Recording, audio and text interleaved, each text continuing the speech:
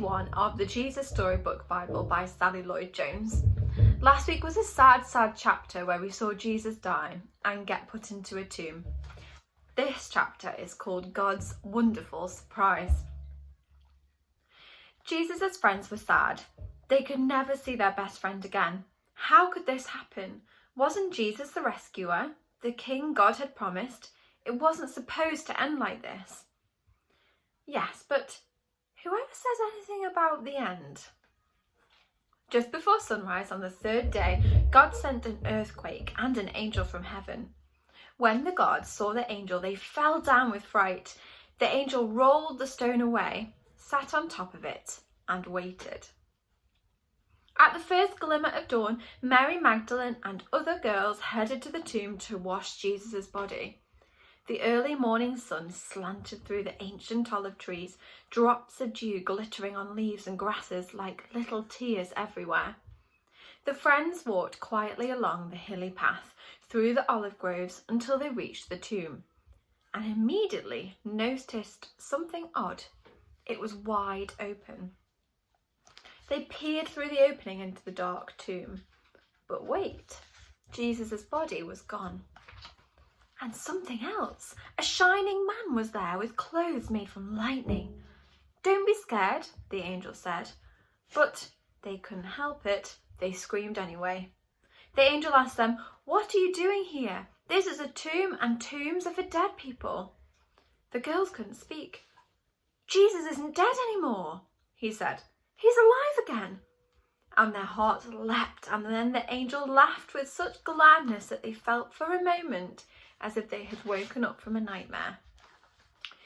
The other girls rushed home, but Mary stayed behind. How could this be true? Jesus was definitely dead.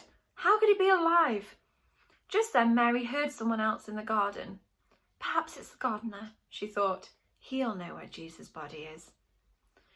"I don't know where Jesus is," Mary said urgently. "I can't find him."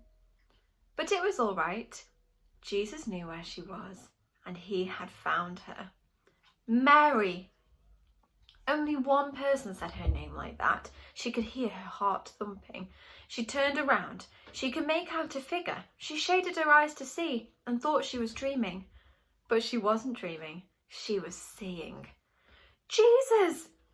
Mary fell to the ground. Sudden tears filled her eyes and great sobs shook her whole body, and all she wanted in that moment was to cling to Jesus and never let him go.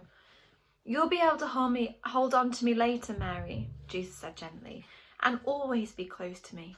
But now, go and tell the others that I am alive." Mary ran and ran all the way to the city. She had never run so fast or so far in all of her life. She felt like she could have ran forever. She didn't even feel like her feet touched the ground. The sun seemed to be dancing and gleaming and bounding across the sky, racing with her and shining brighter than she could ever remember in the clear, fresh air.